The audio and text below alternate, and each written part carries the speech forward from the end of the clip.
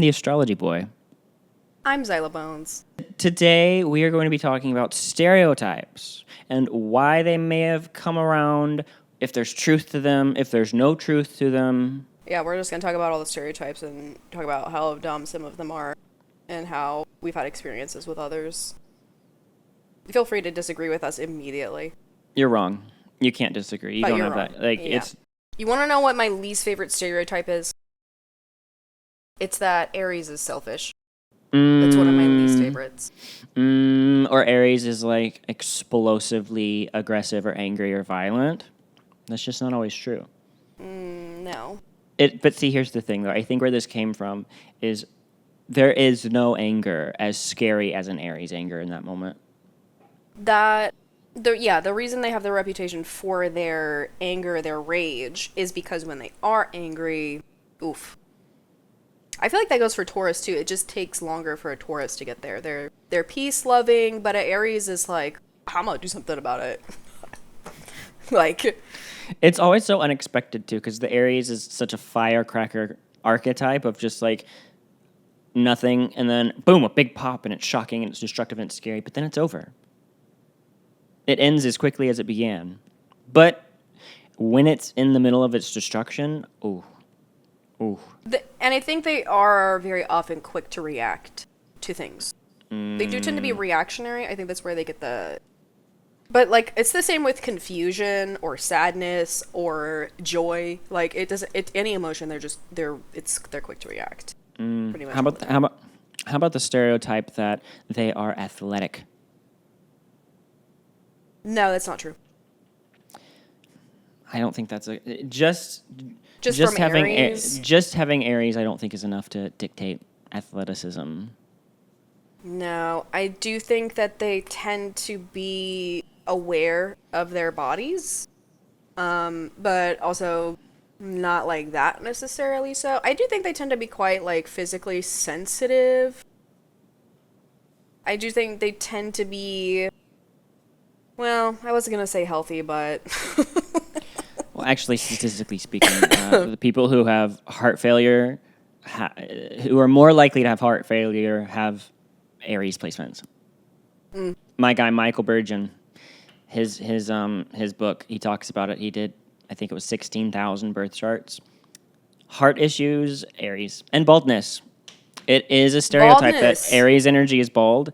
Unfortunately, the data does back it up. If you have lots of Aries placements, you are more likely to be bald. I think baldness, I've noticed a lot with rosacea. Like the redness, like redness in the beard or in the hair. Even if like you're not a redhead, you might have like more reddish hair than the rest of your family if you have a lot of Aries placements compared to others. My dad, Aries stellium, full head of hair, thick black hair. However, very red complexion. Did not tan, just burned and turned red. I do think that there is the selfishness stereotype. I do think that, like, here's the thing is, like, anybody can be selfish. Selfishness comes in a lot of different flavors. With Aries, it's like they are just very self-oriented. Like, if you want them to think of you, you'll have to tell them. They're just not immediately oriented towards other people. That's a good way to word it. I've noticed with Aries a lot of the time, if I ask them for something, they're actually one of the first people to drop what they're doing and help. Like, they're like, oh, let's do it right now. A very can-do, proactive attitude, which then often translates to being very self-sacrificial, which is the hero archetype, right? Aries loves being a hero, and heroes are selfless. So there's that contradiction. Aries loves to win. I think that's true. Oh, them being competitive, Aries being competitive as a stereotype? I do think it's, if you have lots of Aries, it has to be, like, they may hide it. Like, and if you have the most gentle, soft chart, and then like an Aries moon, there's something there. It's like there's some competitiveness somewhere, whether it's I have to win this sport or I have to be the best version of myself so that mommy and daddy will love me. Either way, there's some sort of fighting for grabbing on to... I just think they love the chase, whether it's like for themselves or for the moment, or for a lot of them, it's just the love of the game. They just like to play a game. I've noticed this actually very consistently with Aries placements is they like to play games, whatever their game is. they like to play. In this context, it's probably a literal game, not necessarily mind games. It's a lot of work for Aries energy to put into the mind when they can do it with their body. So I think this is kind of overlapping into the athletic stereotype.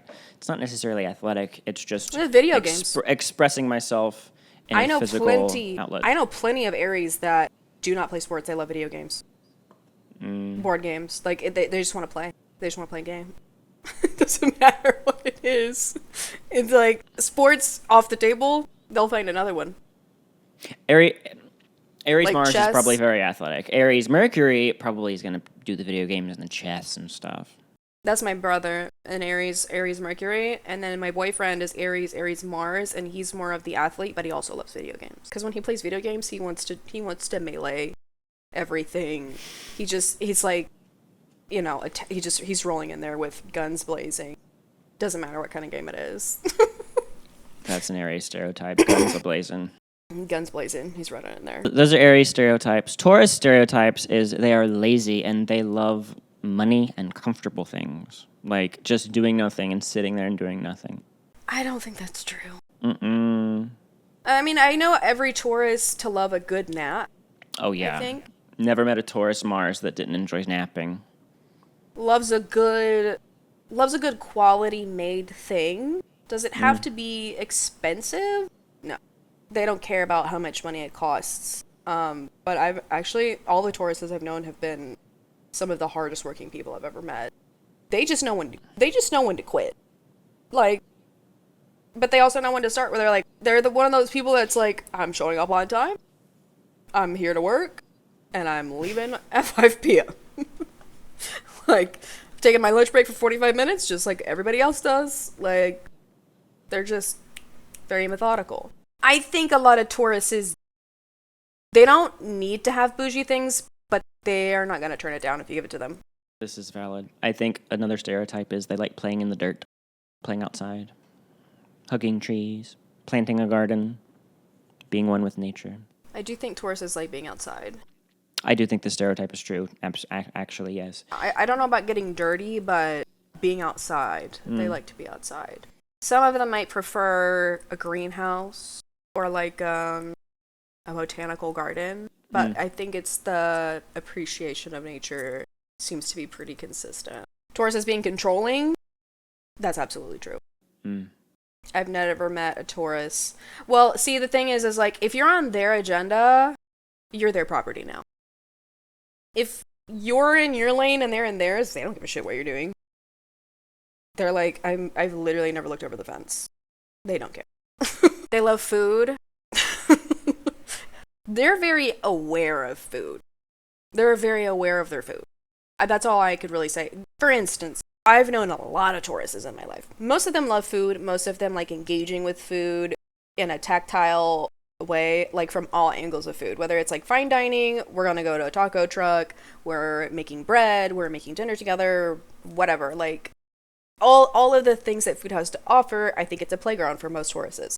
However, then there's another section of Tauruses, I think, that exist that are exceptionally picky about their food. Like, they're the picky eaters. You know, there's the Taurus that's like, all food is good. And then there's a Taurus that's like, I like chicken nuggets, I like milkshakes, and I like baked potatoes, and that's it. Tell me I'm wrong. You won't. The Taurus, as far as food goes, I've noticed something about them when it comes to physical things and food. Like anything tactile, sensual in nature, they don't think about it. It's just existing, and they're so in tune with it and comfortable with it. It's like me using my hands or me just using a tool or driving a car. I'm not thinking about it. I'm just doing it. Sure, I had to learn it and navigate it, but like whenever I'm comfortable and utilizing it, it's just... Well, of course the food is good. Of course I'm enjoying the flavors. Of course I know how it works. Of course I know how my body works. Of course I'm familiar with sensations and tactile things. It's a part of it. It just is. Like they don't have to be aware of it to be aware of it. It's so a part of them. Something I've noticed about Taurus is they're the most human placement. They're really living in that animal experience. Yeah. They're aware of the fact that like air. But they're not thinking about it. They're just living with that air. Whereas, like, contrast that with Gemini, sometimes they forget to breathe, and they have to go, I wasn't breathing. I forgot. What is oxygen? What? Like, there's just this lack of awareness of spatial things, physical things. Like, Taurus is so comfortable with the physical, but they're not thinking about it. They're just truly living to be alive.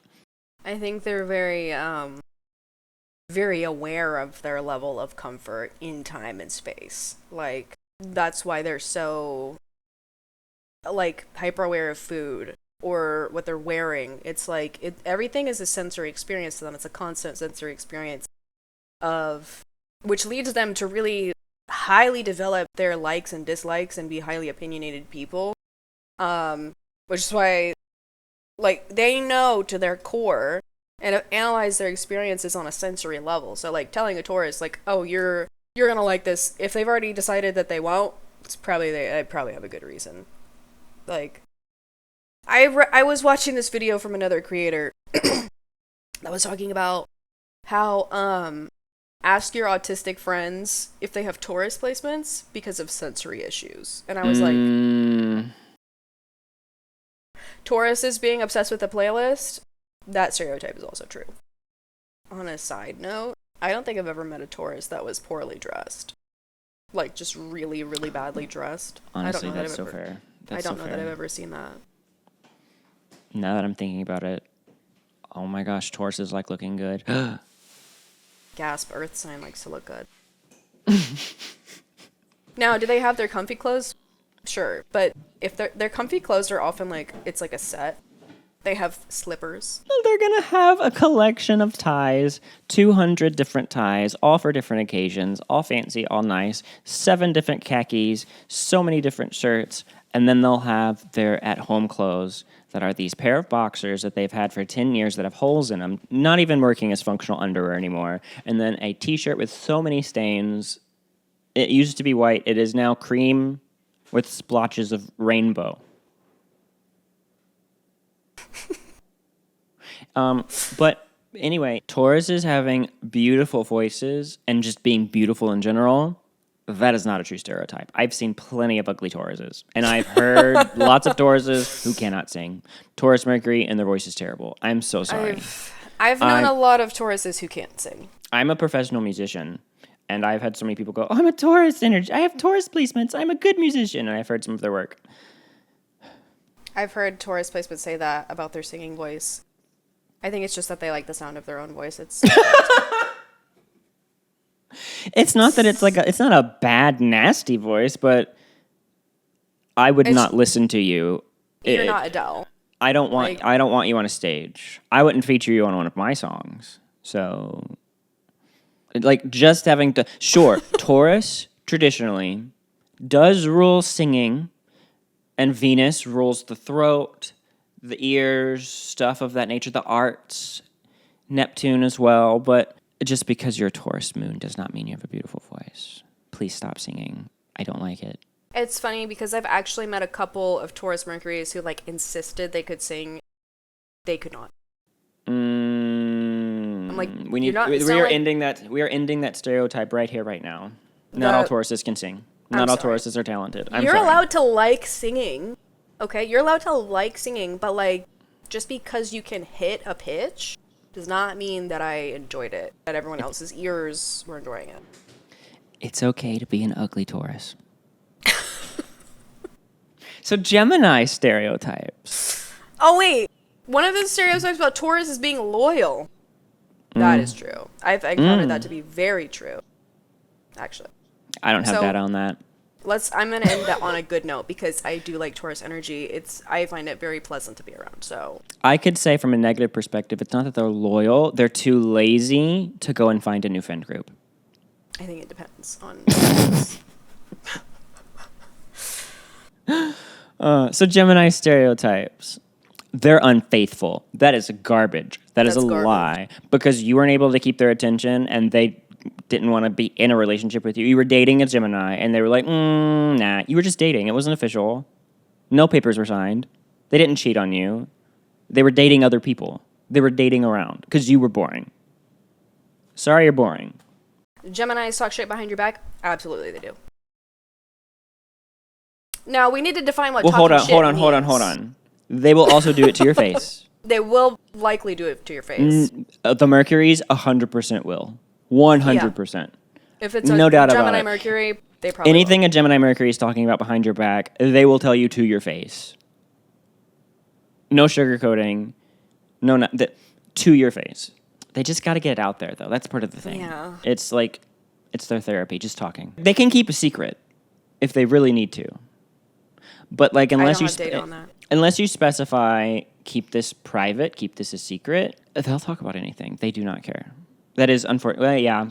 So we're not cheaters, but we will talk about anything and everybody. I think it's important to define what shit talking means, because is it spreading rumors or is it venting?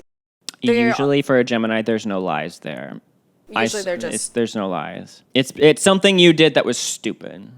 I think it's also important to clarify with a Gemini, because they'll just explore their thoughts out loud. And to some people, that's scary. To some people, that's like, did you really mean that? You need to clarify that with them. Well, the answer is probably no. Did they mean it? No. I don't know if I meant it. Maybe I did. Maybe I didn't. I'll figure it out. They really don't. Give me some time. I don't know. Yeah, they need to work through that thought, and they're just doing it out loud. But a lot of people don't realize that's what they're doing. They're like, then they'll go back to the person you're talking about. They're like, they said this about you, and it's like, well, they didn't mean that. They're just blowing off steam. So I think that's where they get their reputation of like talking shit behind people's backs, is because they're just blowing off steam. And if they did say it, it was probably true. Sorry. I don't think that's true at all. Like, they may have truly thought that, but... Oh, well, that's fair.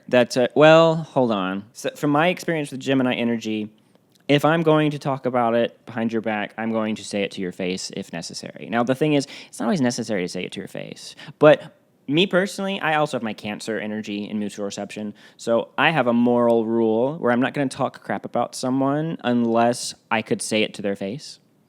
But usually it's more so in the context of I was hurt or I was wronged or I'm processing something and I need to go to a close confidant to get it out there so I can emotionally regulate better. There's no bad intentions.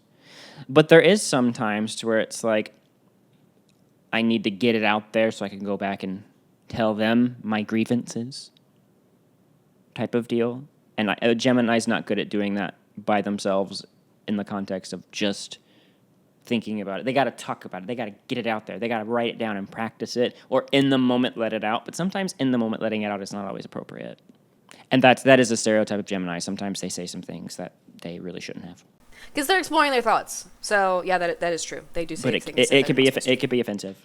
Yeah, no, it's obviously not going to go over well with a lot of people, because you cannot put the toothpaste back in the tube, right? Another Gemini stereotype. They have so many. Yeah. Another Gemini stereotype is that they are intelligent. See, listen. I want to like die on the hill and say, no, Gemini is an intelligent energy. It doesn't necessarily mean intelligent. What, like, first of all, let's define intelligence. That's a hard thing to define. Okay. But no, you can test for it. You can absolutely define it. You can test for it in many ways. I mean, yes. But a lot of people think of intelligence as, like, logical or, like, STEM career or, like, whatever. I think it depends on what we're talking about when we're talking about intelligence. Like, that's obvious to me and you, but to people watching Gemini is well-rounded and curious and interested in many things, but it doesn't mean that they're good at any of those things or actually understanding what they're talking about. Some of them are, like, master of anything. They study it for a little bit and they're like, oh yeah, I get, like, here's zoop, zoop, zoop, zoop, like hyperfixation, absorb the energy quickly, put together all the puzzle pieces and be like, oh yeah, that's it, I got it. Kind of like they learn the best while teaching. But then sometimes they're really just faking it and they don't know what they're talking about. I think Gemini is one of those people that's like, they are really good at asking enough questions and getting enough information to make it look like they know what they're talking about.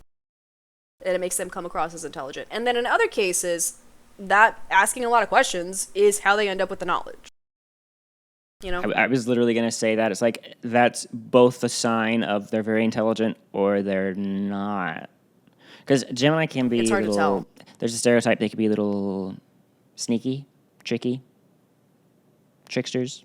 I think that's true. They're trolls. A little. There's especially the Mercuries. Mercury conjunct the Sun. Gemini, troll. They love to see what they can get away with. King of the trolls. Mm-hmm. Yep. Like my friend, I'm going to call my coworkers stupid just to see if I can get away with it. I mean, I think they're stupid, but like I'm going to say it and nothing happens. I knew I could get away with it. I wonder how much more I can get away with. Gemini's having split personalities or Oh, multiple... that's not true. No, that's not true. They're very consistent. Very consistent. No. I think it may appear that way because they're exploring different expressions of themselves. They're exploring different ways to maneuver through different social groups. They have that chameleon type energy, but does their personality actually change? No. Mm-mm. They're just really good at meshing with the social group that they're in at that time. Geminis know everyone? Absolutely true.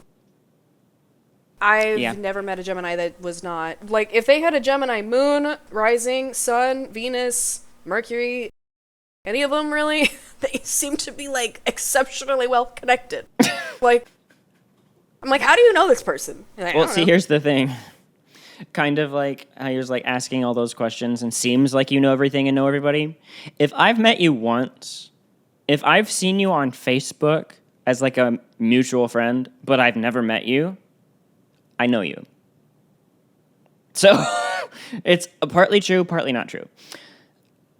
Because I have access to you, because all I have to do is message my one friend to get your contact information, even though I already know how to contact you, but I could still do it to where it's like, hey, so-and-so, give me your contact. Just, Gemini knows how to connect everything. Gemini loves taking A, B, C, D, and seeing how it all connects. We like looking at the stars and seeing the shapes in the stars, the individual stars, then connect them together. We don't see the big picture very well, but we see the pictures within the big picture pretty well. More often than not, and that's translated in people. So, do they have Geminis ADHD? I was literally just going to say, Geminis have ADHD. This is true. That's true. This is definitely true. This is science. You can back it up by ADHD science. Let me get my scholarly sources. Comorbid existing anxiety. Usually. I'm kidding. You cannot diagnose yourself with ADHD. If you have a Gemini placement, you need to go to a mental health professional to get that diagnosed by a doctor. However, with that caveat, Geminis have ADHD for sure. Yeah, for sure. Yeah. Not all of them though, but most of them. But yeah. I'm Anyway, gonna say they probably do, but Cancer. Cancer stereotypes. They cry all the time. I think it depends on the Cancer. I think it depends on the placement, and I think it depends on the context. A Cancer Mars who is comfortable with their emotions, anytime they see a puppy, tears.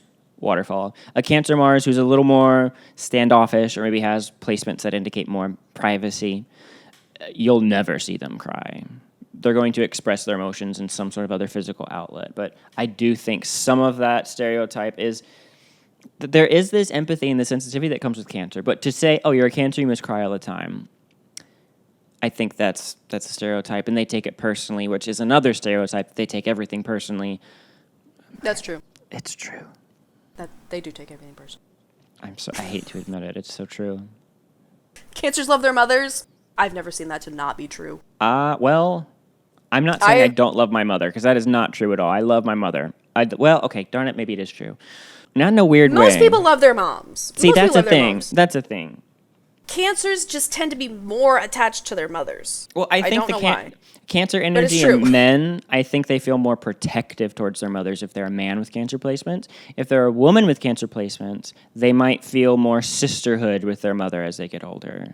It's an attachment. It's not just to their mother, but it typically does trend toward mother because mother's the matriarch. Mother was the one who was always there. She was protecting me. I have lots of memories with mother, but it's usually like an attachment usually to the whole family, really, with Cancers. Yeah. Where they grew up, their childhood, all of that is very true about Cancers. Like, reminiscing about the past, idealizing the past, I find that to be pretty true with Cancers. Stereotype, they are manipulative. They can be. They have the gift. They can. Just having a Cancer sun does not mean you're manipulative. What if you have a Gemini stellium? Well, actually, that would make you manipulative. Wait a minute. Back myself into the corner here. Hold on. The trick with Geminis is just to let them talk themselves into a corner, by the way. If you guys didn't know. I do that all the time. It's not hard. Just I ask a question, then I figure out the answer as I'm asking the question, then I ask another question in the middle of answering my other question. It's amusing to watch every time it happens, though. It's so good. But cancers, are they emotionally manipulative? Yes. I don't. Well, Like, hold on. Okay, listen. This is a complicated one. Anytime anyone says cancers are manipulative, or specifically cancer men are manipulative, I get furious. I'm like, how dare you? That's shallow. You just had a bad experience. Don't put me in that box. I'm a good person. But then if I actually truly were to stop and objectively look at myself in the mirror, I'm not a manipulative person, but I am incredibly aware of what words do to someone's emotions. Example, I need to call out sick to work. Hey, I'm so sorry to do this. I hate to do that. I'm feeling under the weather, and I feel really, really, really bad. I hate to. Can I take off today? I'm just not feeling. Well, actually, if you need me to come in, I can come in. Actually, I'm sorry I called. I can come in. Are you sure? Are you sure I need? Okay, thank you so much. I appreciate it. But that was manipulative. See, the thing is, it's like similar with Gemini or Libra with telling white lies. It's like, is it hurting anyone? I didn't lie right then and there, just the way I presented the facts. But, it's not that Cancer lies. It's that, I'm not talking about them lying. I don't think that's really a stereotype. It's manipulating, I mean. There was no lie in what I said. Just the way I presented it, I was the victim. Obviously, a Capricorn would call in and say, well, they wouldn't call in, they'd go to work sick. With a lot of Cancer's emotional manipulation, it's kind of the same as like a Libra or Gemini doing white lies. It's like, was it hurting anyone? No. They were just playing it up, so now you felt like you gave them permission. It's almost like they were trying to get you to tell them not to come to work so that they weren't the one asking. They weren't the one saying they weren't going to come. You told them not to come. That's how Cancer's going to use that. I didn't want to be the bad guy and call out to work. I wanted you to have sympathy for me and tell me to stay home so that way I didn't let you down. So instead of saying, yes, hey, I'm not feeling well, I can't come in today, I'm saying, I'm not feeling well, I can't come in today. Actually, I'm so sorry. I can try. Oh, are you sure? And then see, that's manipulative. It really is. So, but see, there's also a beauty with that in a healing perspective where I know how my words can inspire you to feel better and to heal. Do that exact same thing, except reflect it towards you about all of your good traits and your good qualities type of deal. They're very, very empathetic. There is a stereotype that Cancers are people's therapists, like their friends' therapists. And I think that's true. I think that is a true stereotype. They usually end up, if you have lots of Cancer, unless you're really, really guarded with boundaries, you usually become the designated fixer friend, emotionally speaking. Opposite of Capricorn. Capricorns fix things and people. Cancers fix people and their emotions. It's very much like oh, tell me how you're feeling. Oh my goodness, let it out. Let me help you. I have good advice. Cancers are nurturing. They do have that ability to empathize with kind of whatever, and that does translate to being pretty good with children. Cancers do love innocence and the purity of innocence, because Cancer is all about intentional. It's all about preservation. Innocence does inspire them to preserve. And so that makes them very protective of their mothers and of children and of people's emotions a lot of the time. Cancers love soup. I don't know about that one. It seems like that's true, actually. I've never met a Cancer. I've asked many Cancer placements, especially Cirrus, the asteroid, about nurturing and caring. I was like, do you enjoy soup? Do you like making soup for your loved ones when they're sick? I've never met a Cancer that didn't like to cook, actually. See, I'm sure they are out there. We equate food with Taurus so much. Cancer has emotional connections to food. They like food. And Cancer is ruled by the moon. The moon rules the stomach. See, Taurus is like, oh, yum, food, yum, yum, yum, yum, yum. Cancer is like, I am being spiritually satiated by the vitamins and minerals in this soup right now that my mother used to make me. It's a family recipe. That is a stereotype. This apple pie takes me right back to the 4th of July of 2006. When you wore the Old Navy shirts with the flags on them. Mm-hmm. That is a stereotype. That's true. Yeah. Mm-hmm. My grandmother actually is a Cancer. Are they nostalgic? Or are they... a stereotype that Cancer is nostalgic? Yeah, 100%. 100%. It depends on how you're defining Are nostalgia. definitely nostalgic. I don't They're like. always Well, nostalgic in some way. my Gemini is a chokehold on my Cancer because they're in mutual reception, and so my Cancer has like moments of where it's like nostalgia, but my Gemini is like, no, future, don't stay back there. We need to move forward. Cancers are defensive, absolutely. Yeah. They didn't do anything wrong. Did we miss any? Did we miss any big Cancer stereotypes? Loyal. They are very loyal. They are very loyal. To a fault. To a fault. Yeah. To a fault. Like probably worse than Taurus, actually. They'll defend the worst thing because Taurus is a little selfish. I'm not gonna lie. You know. Taurus is a bit more selfish. I think justifiably so. Cancer is like, I will die on this hill because I associate this with my family or something. Like Their selfishness has more of a moral high ground motive. They can play the martyr. Oh, stereotype. They play the martyr. oh my god.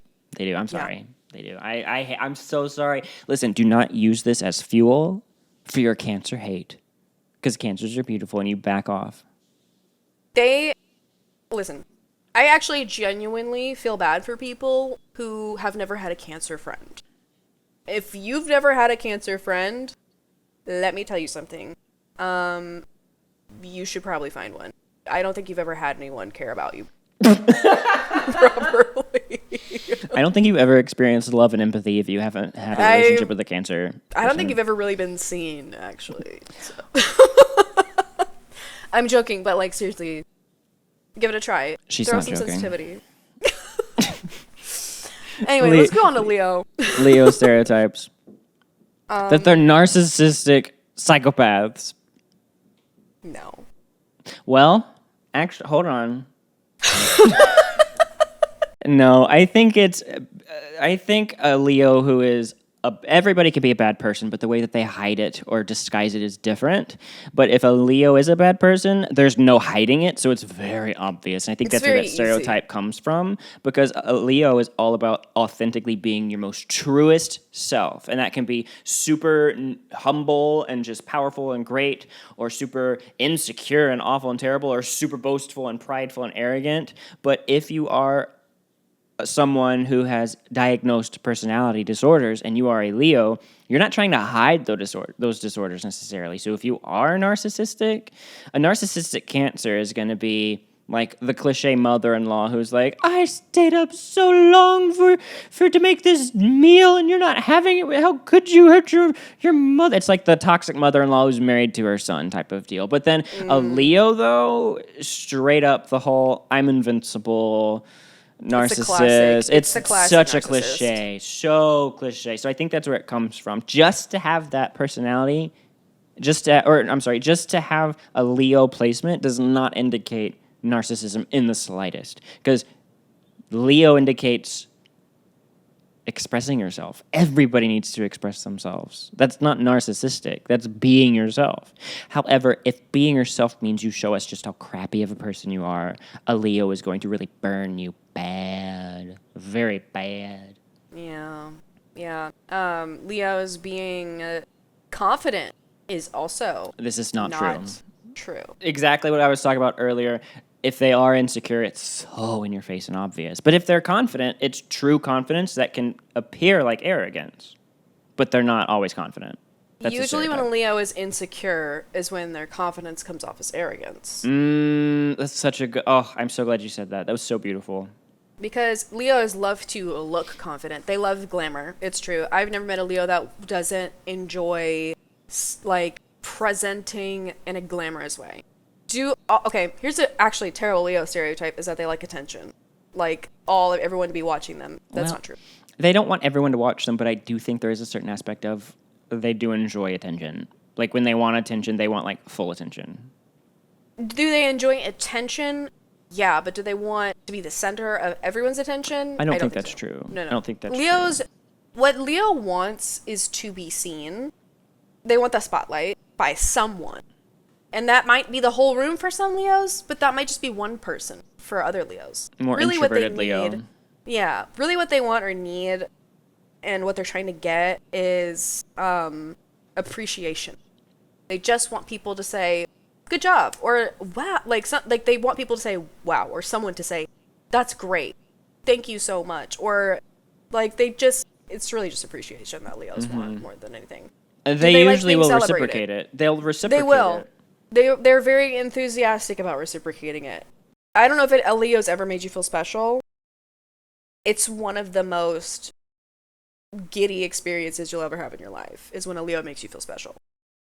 They want you to do that to them. That's what they want to feel, is that I'm your special little princess. Oh, another stereotype is they have good hair. This is not true. No, that's not true. Mm-mm. Especially the Leo risings. I can always I could tell you were a Leo rising by your mane. This is the stupidest thing I've ever heard in my life. No. I had a Leo rising client who was bald. We talked about it. He was an Aries, though. And I was like, that's why you're bald. Well, there you go.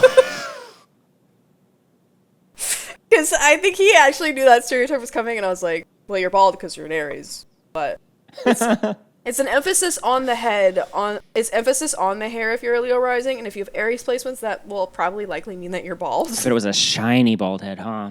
It was a shiny bald head. Yeah. Glowing like the sun. Like it was waxed. It is a cliche that they like. Listen, it is a stereotype that Leo placements love symbolism with lions and the sun. That's true. I've seen it. I'm so sorry. It's true. Or royalty or crowns. Yeah, lions, the sun. Gold. Just the gold. 100% true. I've noticed that about every freaking Leo. They like to be in the sun. It's not just even the symbolism. They need sunshine. They need light. You know? They're generous. I've seen that stereotype a lot. Yeah. Generosity. Actually, they are very generous. It's similar to the Aries, where they'll just give it to you. Oh, okay. Leos are dramatic. Yeah. I'm not saying that they're extroverted being dramatic or that they're loud. Not all Leos are loud. I think I would challenge that, because I don't see that. And I know a few Leo stellium friends, and I don't want to say they're unrealistic. I don't think dramatic is the right way to phrase that. I think it would be more, for some Leos, yes, but I think that might be one of the stereotypes where if it fits, it really fits. But if it doesn't fit, it doesn't fit at all. And so I think we could find a different way to word that, where it's in the middle, where that stereotype came from, which is probably more so into the authentic part of it, to where if it's a more extrovert, if it's an extroverted Leo, their authentic expression is going to be very theatrical. If they're a Leo with a Virgo stellium, their authentic expression is not going to be dramatic at all, but it's still going to have that exact same power and flair of the dramatic expression of it, but just not like on a stage or a theater. No, it won't be theatrical, it won't be big, but it will be sassy.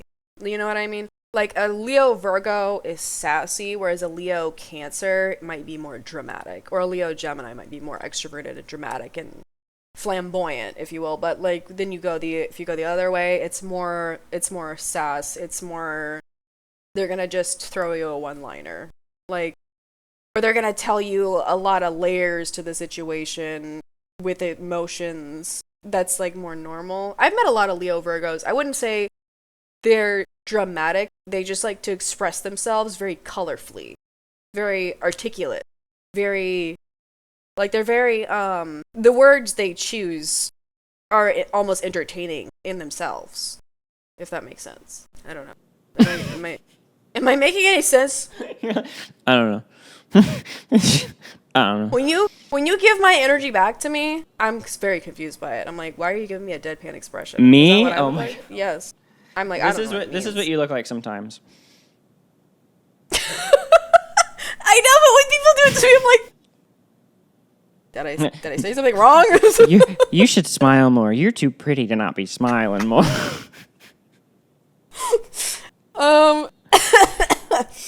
Leos are talented. Are they talented? Well, hold on. That's kind of like saying all Tauruses have a beautiful voice. Not all Leos are talented. There's lots of loser Leos who are doing nothing with their lives. Sometimes the negative stereotype I see of a Leo is they're wearing a wife beater, baggy pants. They have a pack of cigarettes in their hand. They're missing some teeth. You've met a Leo like this? Yes, that's not talent. Well, actually, I don't think I've ever met a Leo that also is not. No, that's not true. There are Leos out there who are crackheads. Crackheads come in all shapes and sizes. Statistically, there's probably more of one sign than the other, but who are the crackheads? Who are the criminals? Who are this, that, and the other? There's Leos everywhere. There's Cancer, Gemini. I'm not saying Leos are trashy, but like, that's not at all what I'm saying. But like, we talk about all of these things like, oh, you have this placement. You're like Capricorn. Oh, you're going to be hardworking and wealthy. That's a stereotype. No, you're what? Like, again, the stereotype of like, oh, I'm a Taurus, I'm a beautiful voice. Your voice sucks. It's like, oh, you're a Leo, you're beautiful and elegant and classy. No, you have bad taste and you're trashy looking. Like, there's plenty. There are people like that out there who have no talent, and they're Leo.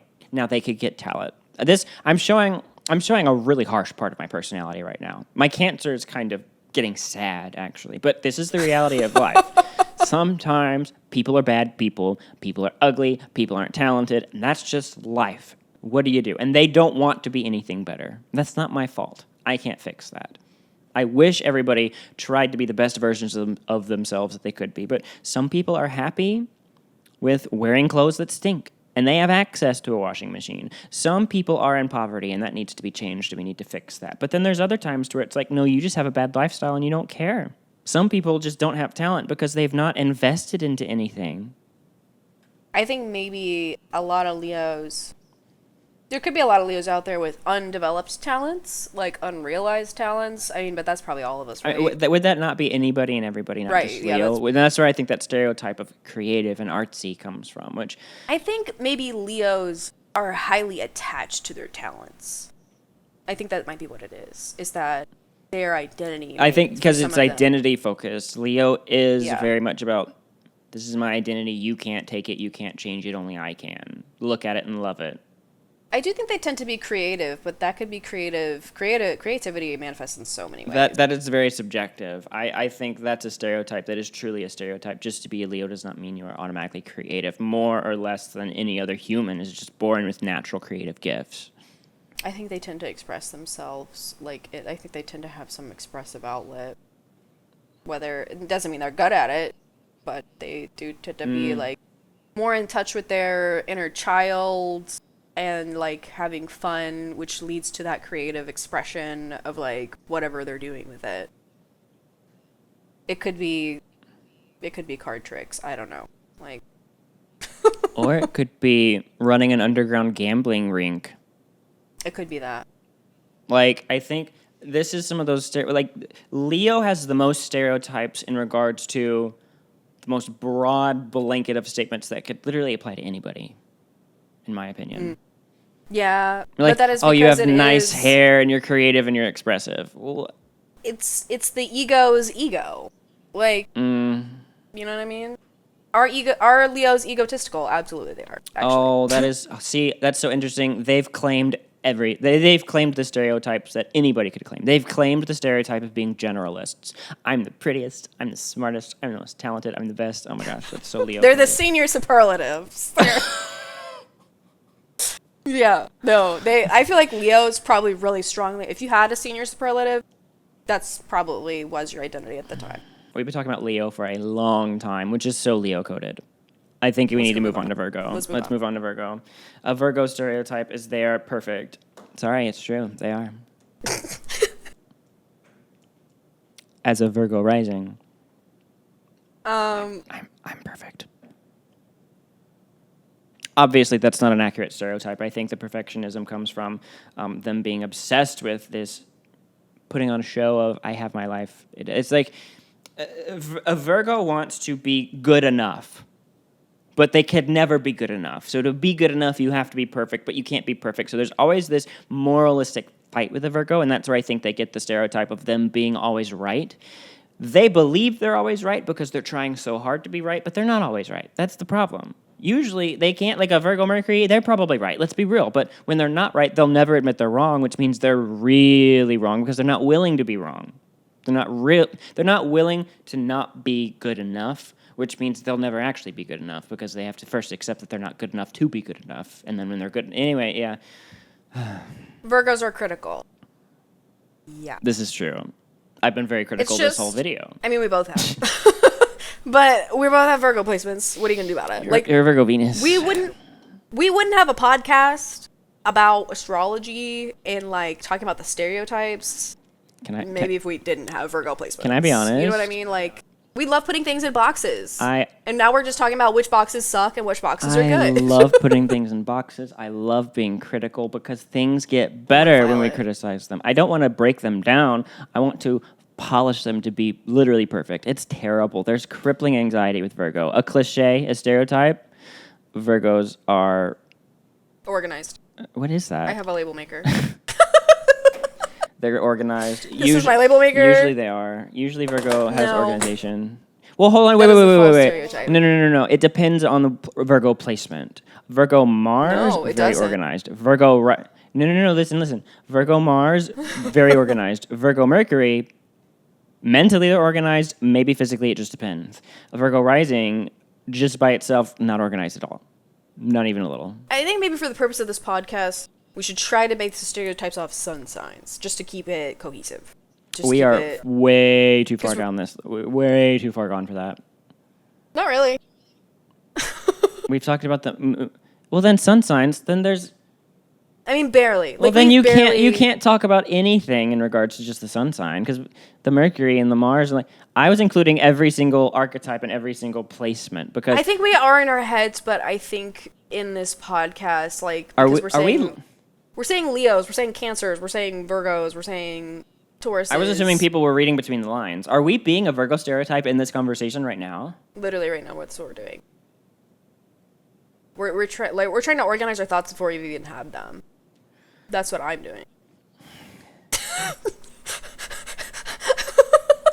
Virgos are anxious. Yeah. Yes. Yeah. I think all Virgos are perfectionists. I don't think all of them are organized.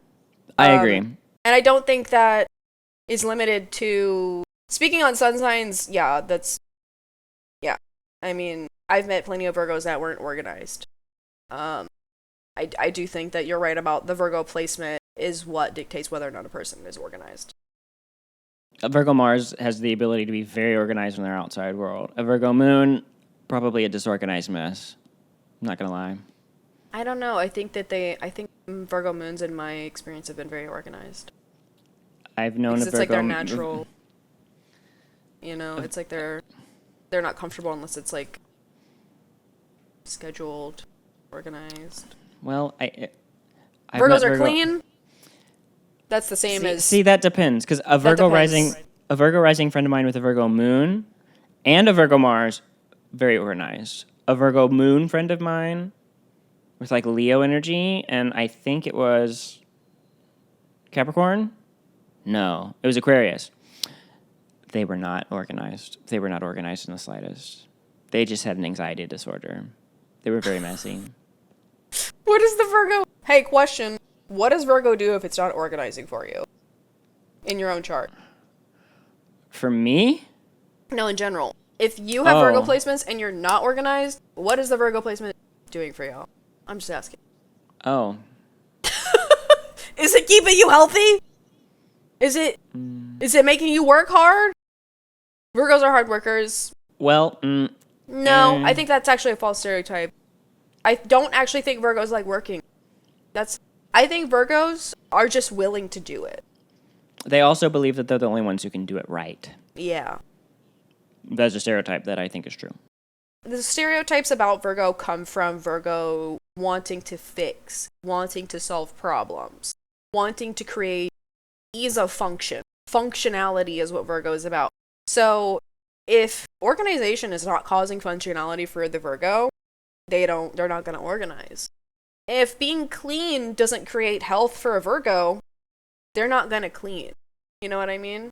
Like, they're actually going to eliminate processes from their life that don't serve them. Again, the word serve being an important word to Virgo.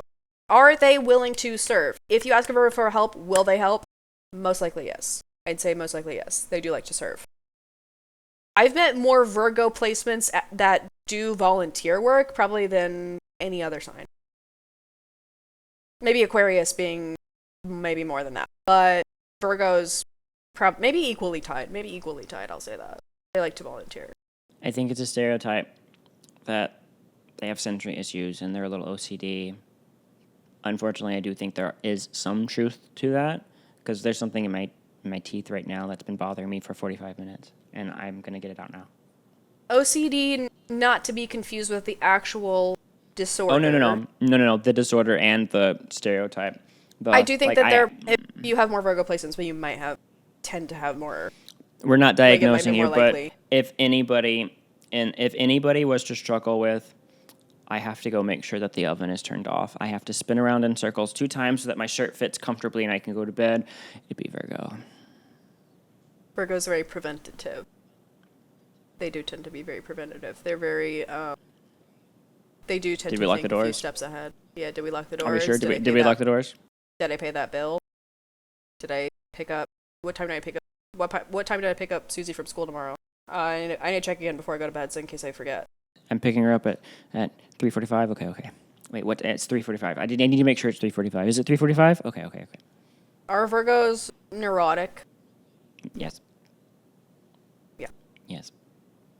Every Virgo is neurotic about something. That's where that OCD is playing. Like, it's not that every Virgo placement has an has OCD. It's that every Virgo placement is very specifically particular about something. It's just, where is that going to manifest? That we don't know. Stereotype: Virgos have tummy problems. True. That's been true as far as I've seen. Yeah. A health issue. Mm-hmm. A tummy problem, probably, but a health issue, yeah. Something very specific. Something very specific. I think our Virgo came out during that, so it's going to be a good section for like. Here's us. Virgo likes being right. They do, and for the whole Virgo section, we were like, Does Virgo keep the receipts? Does Virgo keep the receipts? Oh, 100%. Uh-huh. Yeah. You bet your bottom dollar. Oh yeah, my mom, Virgo rising, Virgo stellium. Literally Ziploc bags of receipts with dates on them in the filing cabinet was like for years and years and years and years and years. Yeah. Like genuinely years and years of receipts from everything. Why? No idea. My parents' Virgo moon, Virgo sun. They had so many filing cabinets for receipts, bills, things they'd signed, like all the records, all the labels, details, everything. Yeah, I grew up in a very organized household. I thrived under the leadership of a Virgo because it made my Virgo rising feel so safe. I felt so safe. I felt so understood and seen. She would schedule our meals a month in advance. Breakfast, lunch, and dinner. We had we had the monthly calendar. Oh, she had a heavy Virgo. We had monthly calendar smacked on the fridge. She had everything planned. We'd go shopping once a month for like 5 hours, get everything for the month, and then we'd know exactly when to cook it, what to cook, who'd be cooking, when to defrost the meat, what we'd be having for lunch, when it'd be a leftover day, because she knew how much we ate it and she knew how much would be left. You know why I think yours was slightly different? Is because my mom was a Leo rising, an Aquarius moon, and then Leo Venus, Leo Mars. It was really just her mind fighting the rest of her personality. It was like, I think I should be organized. I identify as organized and put together, so I have to fight the rest of my personality to do so. She's very creative and expressive too, but like the house would blow up and then she would freak out and make us all put the whole thing back together. It was like a cycle every 2 weeks, it felt like. There was always dinner. There was always food. It was like she was preemptively constantly doomsday prepping for like, oh, we're running out of food. I just went to the store just in case. Like, she was more of like a just in case type person, just so she wouldn't have to like do something, because she was always running late, right? Not super late, but like a few minutes late. She was always running late. And, but everything was always organized, put together. We had to clean out our closets like twice a year, like that. When it came to organizing her own life, she kind of likes things blowing up sometimes because she has a problem to fix. Like, that's the type of Virgo she was. It's like, I need things to blow up. And I think there's a lot of Virgos that are like that. It's like, I think I need it to blow up just so I can fix something. Like, see, my mom was preventative care though, so she was that stereotype. There's some things I think that Virgos, like, they want to fix some things. Other things, they never want to have to fix it. They never want to have to deal with it again. So they, like, are that preventative, I'm going to make this a permanent, this is never, ever, ever, ever a problem. Because there's some problems they just can't stand. Interesting Virgo psychology is some of the most interesting, I think. Because it always manifests in such specific, wild ways. Should we move on to Libra? Did I forget Libra again? Because I think I said Scorpio earlier. I don't think you did. I don't remember that. In my head, I said, all right, time for Scorpio. We need to move on to Scorpio. This is the second time I've skipped. I think you feel like we've already talked about Libra when we've talked about Virgo. I was wondering why you brought up Libra. I was like, why is she bringing up Libra? That's not until 2 signs from now. Oh my god. I'm being so serious. Libra. We start the second half of the zodiac. We're very important. Stereotype, Libras are shallow. Well, it depends on the placement. I think it also depends what day you're asking them. I think a lot of these stereotypes with Libra, we're going to say, it depends. It honestly, just list off every single Libra stereotype you could think of, and the response will be, maybe, sometimes. It depends. Here and there. Every other day. That's true, but also the opposite is true at the same time. Oh, no. That'll be all of our responses. No, but are they shallow? They can be. If they're shallow, they're very shallow. Yes. I think they come across as shallow, but I think what it actually is they think very deeply about how things appear. So to a Libra, it's not being shallow. It's them being analytical. Especially if it's a Virgo with Libra placements. Or a Libra, a Libra with Virgo placements? I don't know what I said. But I think if we're talking about, like, aesthetic, or, like, branding, or marketing, I think that shallowness is them just being super analytical, socially, and artistically, perhaps, in some cases. I think another stereotype is, much like their Taurus sister, they're beautiful, talented, pretty. They're not always pretty. No. I've met plenty of Libras that are very painfully average looking. I mean, I think everyone's beautiful in their own way, truly. You don't always have to be a supermodel to be beautiful, but you're going to be physically, objectively flawed. Sorry. Some people have objectively flaws where you are just not attractive on your face, and that's okay. We're just going to say, when we're saying hot or beautiful, we mean in the conventional way. You know, Libras are not always conventionally attractive. When they are attractive, though, I feel like a stereotype is they milk it. They milk it. They know how to market it. They know how to put it together. They know how to build a brand. Libras are codependent. Yes. Yeah, that's true. Yeah. Moving on. Libras cheat. No. Cheat? Is that a stereotype? That they're cheaters, that they're unfaithful. Oh, I was thinking... I'm thinking of Monopoly. I'm like, huh? They don't play fair when they play board games? Like, what? That's probably more likely to be a Gemini, honestly. We've moved on from Gemini. Libras tend to be rule followers, honestly. Wait. Oh, romantic cheaters. Romantic cheaters. No more than any other sign. We'd have to look at statistics really, for where... Statistically... Who's most likely to be a cheater? No more than any other sign. I don't remember what they said. I looked it up. I couldn't find any statistics on Libra most likely to... for infidelity, I wasn't able to find anything. But what I did find is Virgos are most likely to have out-of-body or near-death experiences. Virgo Moon and Mars have the most near-death or out-of-body experiences. Virgo Moon and Mars? Mm-hmm. That is so random. Mm-hmm. Huh. Weird. Anyway, Libra stereotype. Libras are flirts. Yeah. I think that's where they get their reputation for being unfaithful. Cheaters. Mm-hmm. Yeah. Libras do tend to have a lot of people like them. So I think that we have more opportunities to cheat, which is why some people might typecast us as cheaters. Just because of the charming thing. We like making connections. We like connecting with one person one-on-one at a time. Libras are indecisive. That's true. Libras hate confrontation. Yes. Yeah, they typically do. But I did not like that. there's another element of this. I'm sorry. My roommate wanted me to touch his head, his bald head. He's a Libra. With an Aries rising. Mm-hmm. And he is bald. Look at that. More Libra stereotype. Libras make good partners. I mean, maybe. Oh, they don't make good partners? You were like, no. That's not always true. And Libra makes good partners. Actually, they're the worst. Libras like having partners. That doesn't mean they're always good ones, though. Oh, I think that cliche is probably moderately true, too. Libras really like being with someone, either romantically or at least having friends. They like being around people.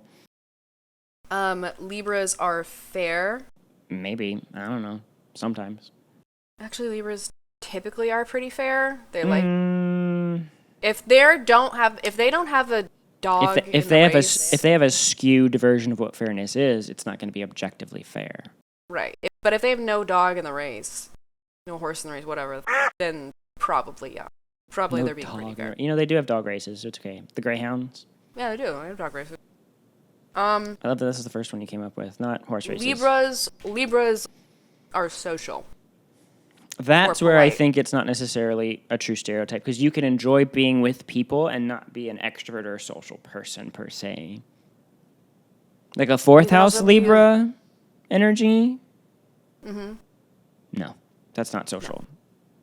No. Eighth house Libra? No. Probably not. 11th house Libra? Life of the party. Probably, yeah. Queen of the kingdom. Yeah. Fifth house, if not extroverted, you're still probably moderately fun.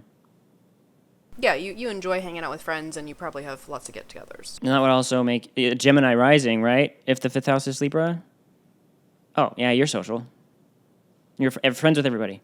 There's a misconception that just because most Libras are generally charming, by the way, not all Libras are polite. I've heard from a lot of people recently that they've either encountered Libras that are really polite, really charming, and then there's the flip side of, like, really rude. That probably comes with the territory of being a very shallow Libra, I would imagine. Which is a stereotype. Yeah. Libras are ditzy. Well, maybe. That one actually might be true. Maybe. I can only speak from my experience with Libra is I got Chiron there, so. I want to go back to the misconception or the stereotype of conflict, because no, they don't like conflicts, but also they love to argue. See, I have Pallas in Libra too, so I solve problems like a Libra.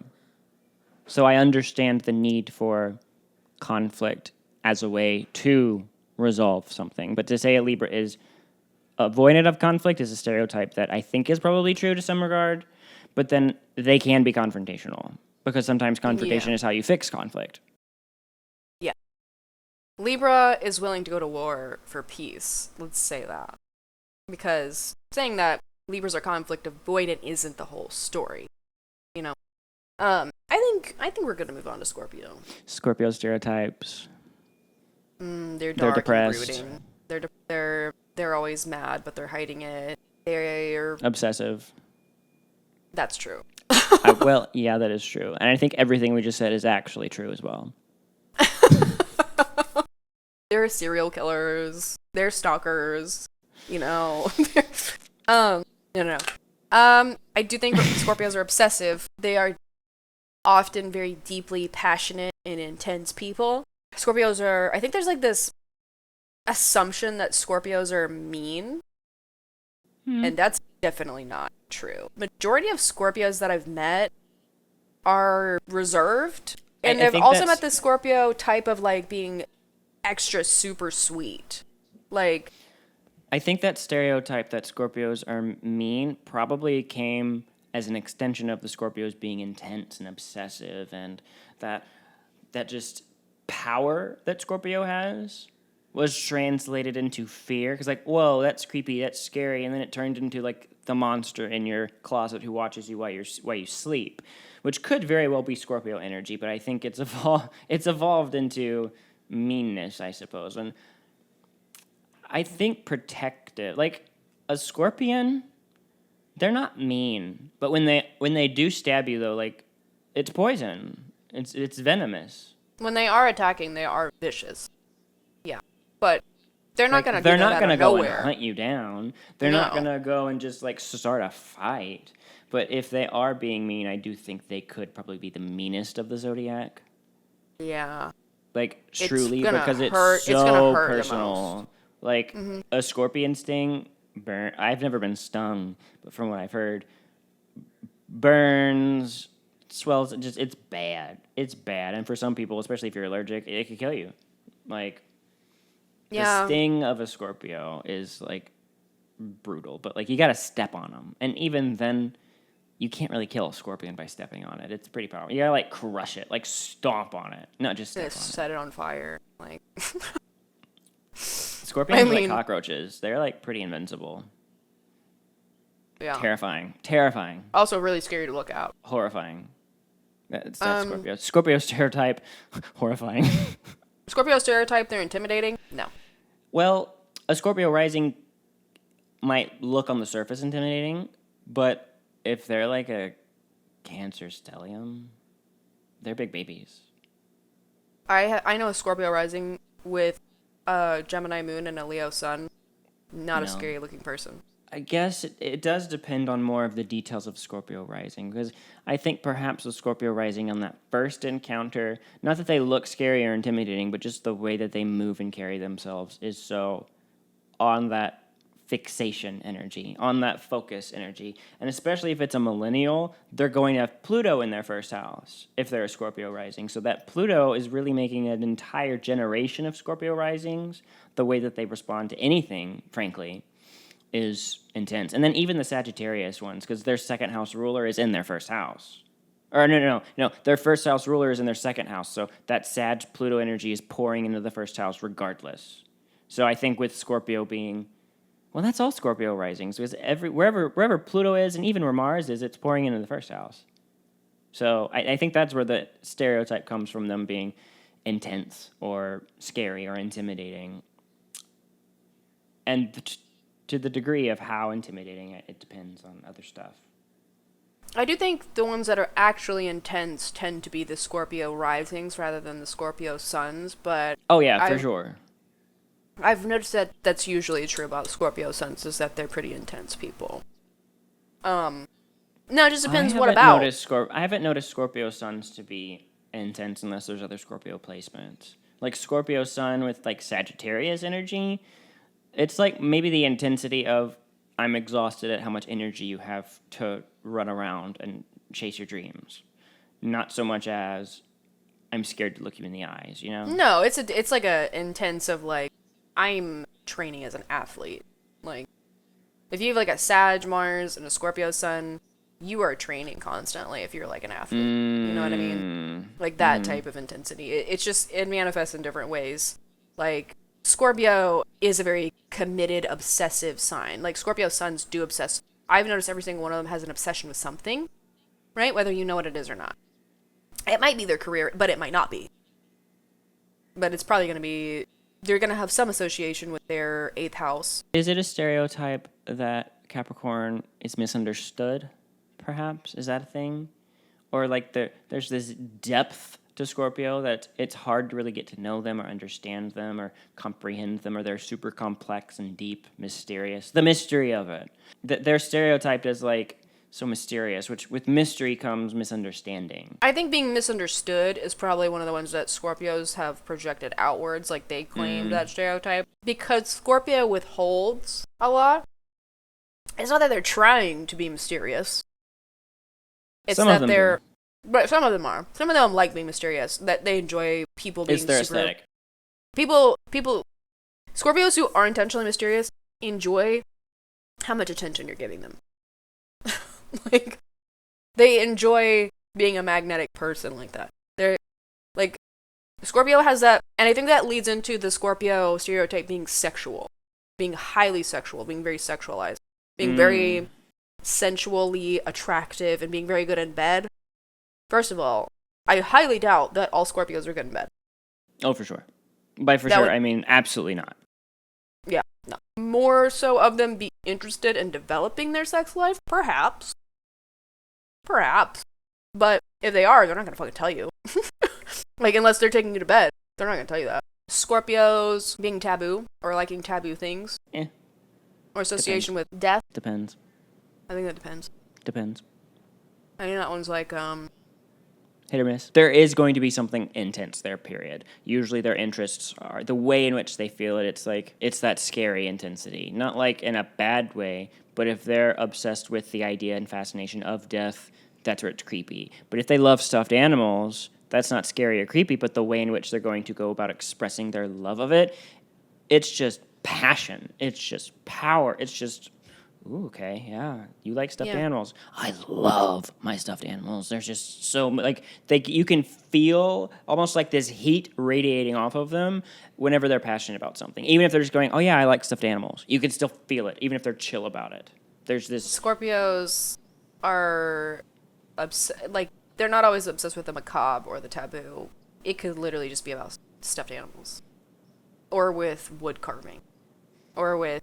I don't think every Scorpio energy has a fixation on something, but I think the way in which that they express their appreciation for things can feel that way. Maybe because their passion is... It's like the Leo with the authenticity, or the Cancer with emotions. Like, if you're someone who struggles to find passion or to focus on something, like to a Gemini, a Scorpio liking something versus a Gemini liking something, they could like it both equally in their hearts. But the way in which a Scorpio might present it to the Gemini is like, oh, whoa, now, pony boy, that's, too much. Too much. Yeah, I feel, I'm trapped. That's not, like, I got a rotation, Mr. Scorpio. This is... And the Scorpio may have a rotation too, but just, I think it's the way in which it's presented is where some of these stereotypes have come from as well. Scorpios are vengeful. I think that's a false stereotype. I think that when Scorpio seeks revenge, though, they want you to know it was them. And that's why they have a reputation. I think they're going to do it in the most, like, 3 times whatever you did to them. I'm going to make a show of it. I'm going to make you regret everything. Like, I think it's because the same obsessive intensity when it comes with revenge. Yeah, they have a reputation because of all that. Have you seen Game of Thrones? I wanted to know it was. Tell Cersei it was me. Literally, it's like, tell Cersei it was me. That's what I was thinking of the whole time you were saying that. That woman is a Scorpio. That woman is a Scorpio. Through and through. You could probably put that clip in the video. I will. It's on TikTok. I want Cersei to know it was me. It's like, is this gonna kill me? It's gonna kill me? Tell her it was me. It's so Scorpio. I think a lot of people think of Scorpio revenge. Like, your first thought is Aries rage. But what Scorpio revenge is what was her name? Marjorie's grandmother? I don't know. Marjorie's grandma. Tyrell? Lady something. Lady Tyrell? I think it starts with an O for some reason. I don't know. But that's what Scorpio revenge actually looks like. Will this kill me? Tell Cersei it was me. Like, and then it's like, oh, it's like your jaw, like, you're like, oh my god, like, you're horrified. Like, it won't be dramatic necessarily. It's just the intensity and the secrecy with which it's done, and then the shock later of like, oh my god, you f***ed me. Like, and they don't care. They're like, yeah, I did. You know, like, they're like, yeah, I f***ed your dad. Oh! Like, but you know what I'm saying? Like, this is a good Christian Minecraft server. Oh my god. Sagittarius stereotypes. That they're smart. No. I know lots of dumb Sagittarius. No. Sorry. That they will ghost you. Yeah. Yeah. That they like to travel the world. Yeah. But who doesn't like to travel? Actually, like, that is not... Cancer. I think most people like to travel. Cancer doesn't like to travel. I know plenty of Cancers that like to travel. You like to travel. Yeah, I'm a Gemini stellium. Of course I like to travel. My grandmother's a Cancer. She loves to travel. The other Cancer I knew loved to travel. Cancer, Venus, Moon. My mom's Cancer, Venus, Moon. She does not need to. She enjoys it, but if she never left her house, she'd be fine. I think that most people like to travel. I think that Sag is a traveler, most likely to travel. Probably true.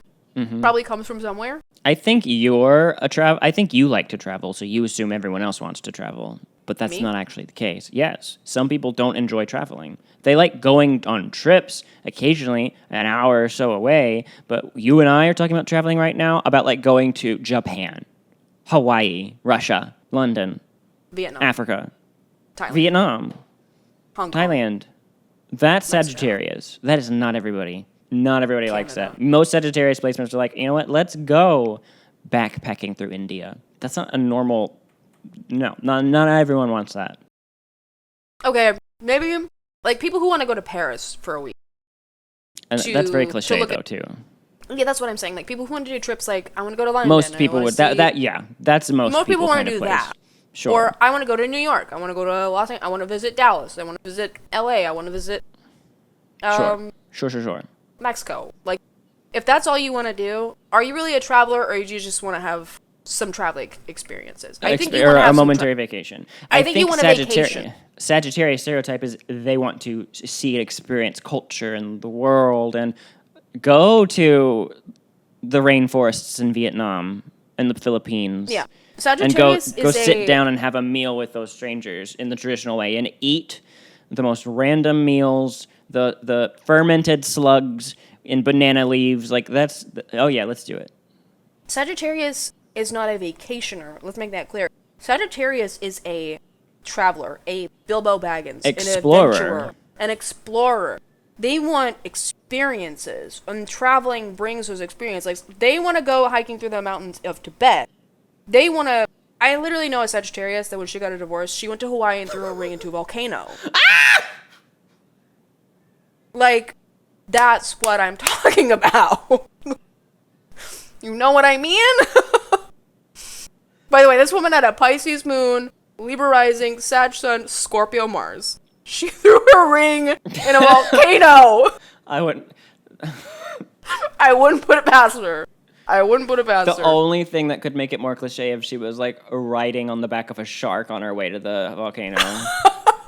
And dolphins were like singing and swimming next to her. She rode a horse up to the volcano. Wait, did she really? No, not literally. Oh, because there's horseback ridings up volcanoes. I'm just saying, like, maybe she did. I don't know. That's so funny. She didn't put that. I think if that was part of the story, she would have told us. But anyway, wow. Shout out, crazy. Leah. If you ever watch this, I'm happy for your divorce. Yeah, she was pretty happy about it. Oh, I can tell. On our healing journey, bless her. What else is stereotypes of Sagittarius? That they're educated. Yeah, just like we said at the beginning, they're smart. Not necessarily. That they're funny. Humor is very subjective, guys. That they're loud. I think a Sagittarius Mercury could be this. I think this is kind of true a lot of the times. Not all the times, but I think more often than not, this stereotype can be true. I think they can be loud, but like... Not all. Like Sagittarius Mars, no, not loud. Loud with their body, not loud with their voice necessarily. Sagittarius Mercury, probably when they get into it and they start talking, their voice just raises and it gets loud and they don't realize it, I think. Yeah, I don't think they're loud like right off the bat necessarily. Like, I've met some Sag Mercuries that are pretty reserved, but do they like to laugh? Oh yes, they love to laugh. They're trying to laugh on a daily basis, I think. I think they like things to be lighthearted and humorous and philosophical at times. It's so interesting we talk about the Sagittarius being like, oh, so wise and philosopher and explorer and traveler. But I think there's also some stereotype of where it's like such like a himbo, like a dumb, blonde surfer who's nothing in his mind. There's no thoughts, no depth, no emotional awareness. Just, yo, hey, dude, what's up? A Sag has a lot of crossover with Libra and Pisces. A Sag has a lot of crossover with what I would associate to being frat boy energy. Mm-hmm. which is a stereotype that I think is true. Even if you're a woman, there's some frat there. Don't know where it's at. It's somewhere. It is a fratty sign. It's just very college coded. I guess because college is the first chance you get at like seeing the world outside of where you grew up. Exploring and like expanding, getting different perspectives. Different adventures you're having in college. Like, people tell so many stories about their college times, like the crazy stuff they did. It's very Sagittarius time in our lives. I guess it's the 9th house. Huh. Mm-hmm. Who would have thought? We were going to cut this out. Sag Mars men have big wieners. Is that true? I have no idea. I didn't. I've never asked my partners their Mars signs. Me Googling, do Sag Mars men have big wieners? When I started doing astrology, I've been with one person. So, I mean... Did I look up the Mars sign of every ex-boyfriend I had? Absolutely, I did. We're going to cut this out, for sure. Sagittarius likes to drink. Yeah. Is that a stereotype? Yes. It's associated with... specifically alcohol. Sagittarius rules the liver. Yeah, they do like to drink. I haven't seen it personally, so I can't speak on it. And whenever I do readings, I don't ask my Sagittarius placements. Do you enjoy liquor? Beer? Booze? Debauchery? If it's not that, it's some other kind of inebriating substance they tend to enjoy. Experiencing different things. I think that's where it comes from, is like, oh, I wanna have an altered experience. You know? I wanna expand my consciousness. That feels more Pisces coded to me. Oh, both. They're both traditional ruled by Jupiter. Fair. They don't give a fuck.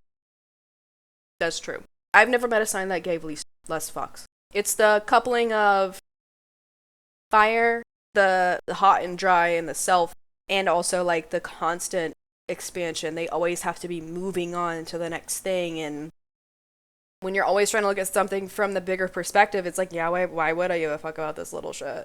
They can make anything look small whenever they're constantly expanding. I think part of their stereotype too is they kind of like the ghosting. They avoid and run from their problems. I think that's why they don't give an F. It's like, well, because they can just leave. Oh, I'm going to be late for work. I'm just not going to show up because I wanted to quit anyway, and I'll find another job. However, again, not every Sagittarius is going to feel like that, but that is the archetype of the stereotype, and I think there's some validity there. I think another stereotype is that they're fun. Not always. I don't know that I've ever... Oh. Yeah. I have. But I think for the most part that's true. I've met a few. I think they tend to be... I've met some Sag placements where it's like, you're not the life of the party. Because like you can be a wanderer and a traveler and go hiking up the mountains, but you're not fun to go hiking with. You know? Yeah. You know? I think it is a stereotype that Sagittarius loves Sagittarius. They love themselves. Almost as much as Leos. A Leo loves a Leo. Tauruses love themselves. No one loves a Leo more than a Leo. I don't know if anyone loves a Sagittarius more than Sagittarius. But the thing is, though, a lot of people love Sagittarius because they can usually be, when they are exciting and fun in the life of the party, they are their sister sign Gemini. They are very liked. When they are hated, they are very hated. When they are liked, they are very, very liked. So a Capricorn stereotype is they love money. This is not true. It's not. I've never met a Capricorn placement who didn't really care about money. Like, they like money. Well, who doesn't like money? Capricorn, but I think Capricorn knows how to use money. They can invest I think Capricorn among the earth signs, Capricorn cares the most about money, I think they're responsible with their money. They understand the value and the work it takes to get money, but I don't think it's fair to go, oh, Capricorn, you must love money. You must work for money. You want to be rich. Mr. Moneybags over here. I mean, maybe, but like, just with Capricorn, because I think of they the know Capricorn, they need it. Sure, just like a Taurus knows you need a sandwich and Cancer knows you need a hug. You need money. Capricorn's just like, yeah, I know I need money. It's a great resource. We can't go on vacation without money. You want to go on vacation, Sagittarius? Then go to work. I'm gonna go to work and save up money. You want to know who I've heard more than anybody though say that I'm gonna get the bag, and if you fuck with my bag, you fuck with me. Aries. Who said that? No. Capricorn has said that more than anyone else I've ever heard. Of like, oh, you better have the money. Maybe because I'm closest with Capricorn moons and Venuses, they don't care as much. Maybe the Mars cares more, or the rising, or the sun, even, or the Mercury might. But I've I haven't noticed that with the moons. moon. I've noticed moons care a lot, actually. Well, they care about protecting their money, but I know many Capricorn moons where it's like, I'm going to make my money, save it, put it in my bank. Yeah, you have money. But, like, they're not motivated by the power associated with money. Oh, I think we're just misspeaking, though, because I do agree that Capricorns are concerned about money. But what I'm saying is the power and the authority and the privilege associated with money, Capricorn's not so concerned about. Because people associate Capricorn with 10th house of like, you're going to be successful and get money and have your job. Like Capricorn and career, that's not true.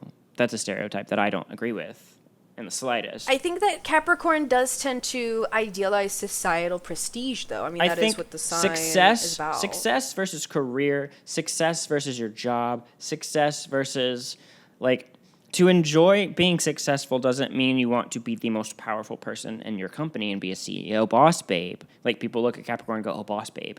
No, success means I baked the bread really well, and I was successful at it. It's like, it's a motive. It's an inner motive. It's a core drive. I think Capricorn really cares more about being, like, if you get past, if a Capricorn evolves past the shallow of societal prestige and mastery and climbing the ladder, it becomes, I want to be the best at what I do. I agree with that. put in the time. And sometimes that includes monetary value. Sometimes that doesn't include anything. Yeah. Like, I am significant. People are willing to pay me for that. I am deemed as important and respected because of my craft. I think that's what Capricorn deep down really cares about, is being important. That does not mean being powerful, though. I think that if you are powerful, though, there's no doubt that you are important. Like, and I think that's where that association with Capricorn will come from. You do tend to see Capricorns, like, when they have a shot at a big opportunity, like, they gonna take it. Like, if it's got a lot of responsibility, I think they're willing to tackle the responsibilities, like, that a lot of people would just be like, no, I'm good. Like, I don't know how many Capricorns would turn down leadership positions if they were available to them, just because of, like, let's just see how high I can go. Let's just see how far I can climb. I think Capricorn stereotypes being that they're hard workers. Not always. I think that anybody can be a hard worker. Capricorns are career obsessed. Definitely not true. I think I actually think that's true. You think that's true? I don't think that's true. Yeah. I don't think Capricorns are. I've never met a Capricorn sun that their identity was not in their career. Maybe the sun, but definitely not the Venus. Oh, not the Venus, no. Venus Capricorns do care more about money, though. Another stereotype is that they're cold or they're really serious. Well, I don't think that's true. I think the way they present it can appear that way. They may not feel that way. Oh, the moons definitely don't feel cold, but I think it's just the way in which they present it to the world can seem cold. So is that stereotype true? Yes, from an outsider's perspective, I think. I think Cap moons are some of the most misunderstood. They're sweethearts, but, like, you're saying that you're sad with the most monotone, nonchalant, whatever, and then you're saying you're happy with the most nonchalant. Like, I'm in love with them. Are you? Are you sure? Yeah. My heart beats for them. I write them poetry. Well, you're saying it so just... Cap moons are, like, some of the least vulnerable. I mean, obviously, but it's just funny the way that they express their feelings. It's like painful for them to get them out. So it's like they have to undermine all of their feelings in order to even say them. To say I love you hurts. Like, it's like, I might sort of love you. I don't know. But, like, when they love you so much, though, it's crazy. But that means they love you. That means they love you a lot. Like, it really hurts them to say they love you because they love you that much that it hurts. So beautiful, really. I think another stereotype is that they have beautiful jawlines. That's only true of Capricorn risings. Even then, I don't think that's a true stereotype. Even though that's not universally true, but more common. You have a beautiful bone structure as a Capricorn rising, but not every Capricorn rising has a beautiful bone structure. Not every single one of us does. Timothy Chalamet has beautiful bones, and he has a Capricorn stellium, so... He does kind of look like a rat, though, but Like a beautiful skeletal rat. it's very skeletal, yes. Victorian child. Like Tim Burton made a beautiful rat. Capricorns are serious. No. They're some of the silliest people I've ever met. I think it depends on what the Capricorn placement is. Capricorn Mercury, I think they can be very serious. Capricorn Venus, sassy, sarcastic, flamboyant, wild, crazy. Capricorns are... I've actually seen a lot of people describe Capricorns as shallow. Or like elitist. Really? Oh, elitist. Oh, that form of shallow. Yeah, I could see it. I do think that maybe the Capricorn Mercury can be that way sometimes, or at least appear that way. I think this is one of those things, too, where it's the appearance of it, where it's misleading. I don't think that most Capricorns are elitist, but when they are elitist, they're actually not shy about it at all. They're not going to do much to, like, change the perception of that, though. The Capricorn's not going to, like, oh, that's how you see me? Okay, whatever. Like, they're not going to defend themselves necessarily. So I think misperceptions of Capricorn, it's like, oh, okay, whatever. Like, they're not going to fix it. So I think that's somewhere, when some of the stereotypes have come up and they've just never fixed it, which is ironic because they like fixing things. Another stereotype, they like fixing things. I don't think most Capricorns actually are elitist. I think most of them are probably just like, I will give respect where respect is due. And if you are someone well known for your craft, you are a respected person here, like, I will respect your position. But only if that means something to me. Because a lot of Capricorns are very anti-establishment. They're very much like, screw authority.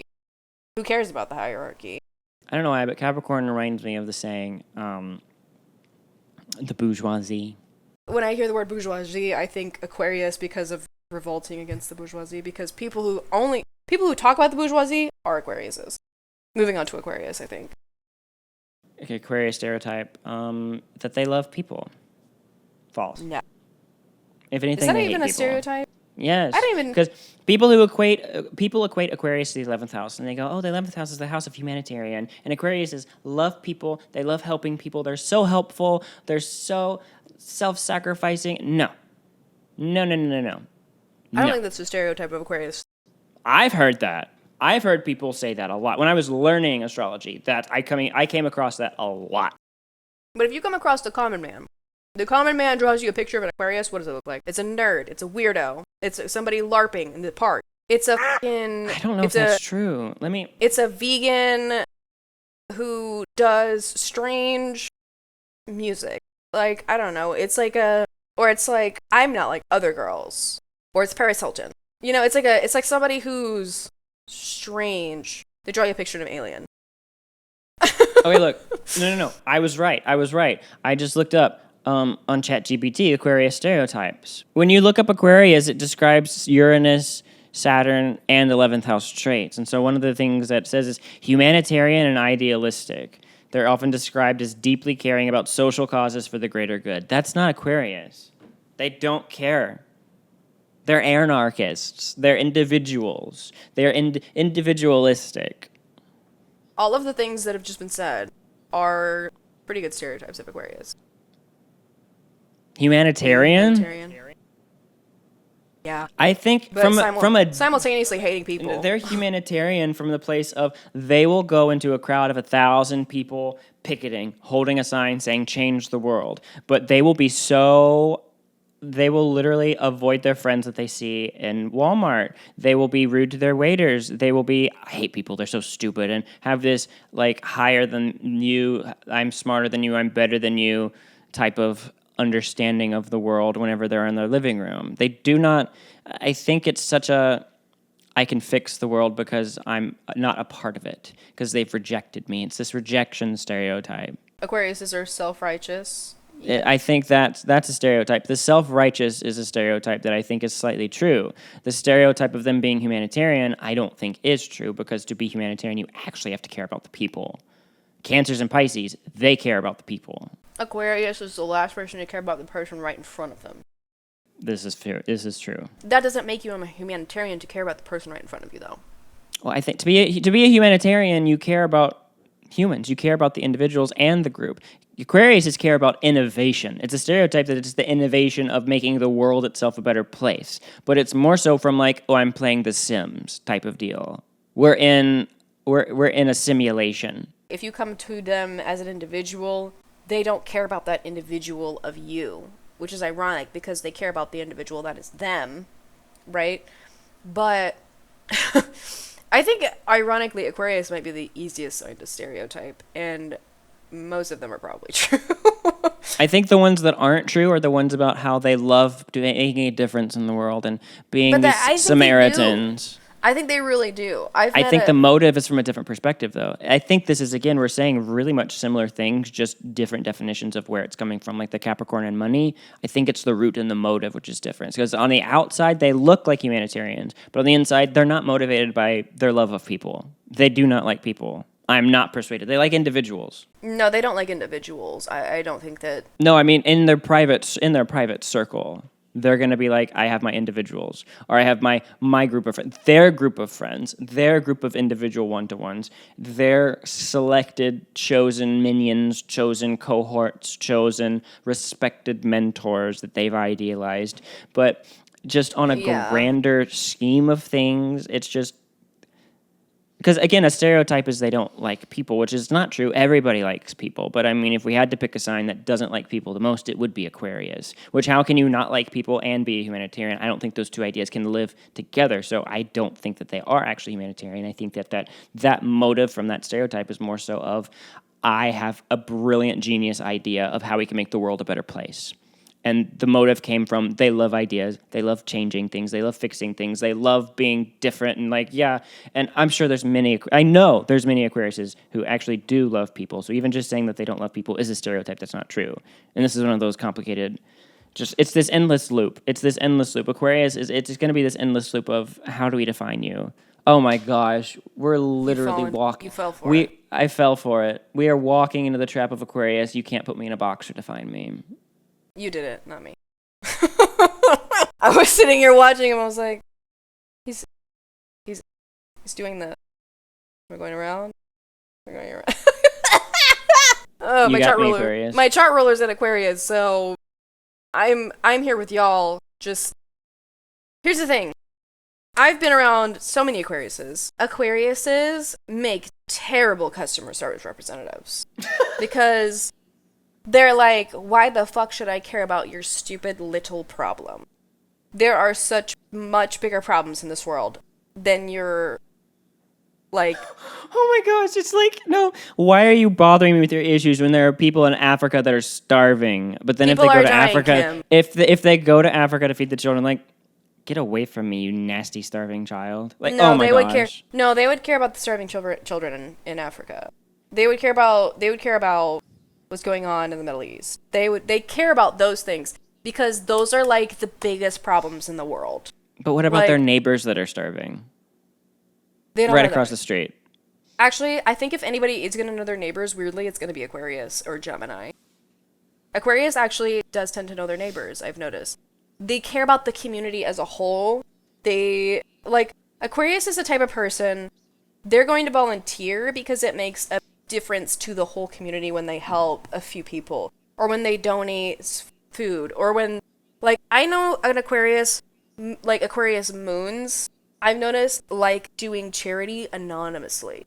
They like the feeling I did something good that this person couldn't fix on their own, and I've noticed this, they like to fix problems that are bigger than the person facing them. It's like okay, I have a chance to do something good and fix a problem that this person cannot. I am going to take my privilege and give it to them. I've seen this happen often. But when it's an emotional problem, when you feel sad, they don't give a shit. I've dated several Aquarius energies, not only suns, but they had stelliums. And my brother is also an Aquarius stellium, and I grew up with him and shared a room with him for years. And something that I've learned, which as a Virgo rising, I love definitions. I love categorizing things. And Gemini stellium too. I love breaking things down and ordering them and understanding them. Aquarius. And the stereotype of Aquarius, they do not like that. They hate labels. They hate it, which is them. so funny because they all act the same. Aquarius, I think, universally are the same. Ironically, the patterns of Aquariuses are like there's the least amount of variety. The least amount of variety. Yeah, absolutely. Which is like, so ironic. Because y'all are just kind of like different to be different. And you want to do something that stands out, but not too much. Not too much. Because I don't care enough to care. But, like, look, that, for example, if they live in the South and everyone's super conservative, they're not going to be overly non-conservative. They'll do something simple, like a man will paint his fingernails or wear a bright color or wear a pink shirt. A girl will have, like, black earrings. It'll be subtle. But if they're in New York, they will be wearing, like, if it's a man, he'll be wearing a tutu. His hair is rainbow. He has gauges the size of quarters. Like, it depends on the context. Both of them are being weird, quirky, and different. But it's just enough to match the level of, if here's the expectation, here's where they're going to be. Aquarius, so in the South, here's the expectation, they'll be here. Aquarius cannot exist without context. I think we're more or less just talking about how Aquarius operates more than the stereotypes, because I feel like they're fitting everything we're talking about is a stereotype of them, though. How they're standing out, yeah. They fit all of their stereotypes, every single one. Yeah, I've never met an Aquarius who didn't fit their stereotype. One of them, at least. Like, every Aquarius fits one of the Aquarius stereotypes every single time. Usually it's multiple stereotypes they fit at once. Maybe that's what made this conversation so difficult for Aquarius, because ironically, they're all a walking stereotype. The Aquarius, the sign that hates stereotypes the most. It's the most stereotypical. And see, what I've discovered about Aquarius is they hate labels, but they're the easiest to label. But then they gaslight you and be like, that's not me. Nope, yeah, that is you. Well, I think the thing is, too, when someone tries to do something to stand out, the first thing we want to do is try to label it. Am I right? It's like, it's like if I have a box, I'm like, oh, Aquarius, this is your box. They're immediately going to go, that's not my box. And I'm like, of course it's not your box. You just jumped into the box that I had behind my back. Ooh. Like I knew you would. Ooh. Everyone is studyable, even you, Aquarius. You're not special. Pisces, on the other hand, though. Now, Pisces stereotypes. They are truly unpredictable. Aquarius wants to be unpredictable, which means they're predictable. An a Pisces, you can never predict. I think a stereotype is they are unpredictable, and I think that is true. Yeah, that's true about Pisces. Pisces is a crybaby? Yeah, absolutely. Mm-hmm. Yeah. Like, Pisces, of all the signs, Pisces moons, sweet angels, crybabies. And psychos.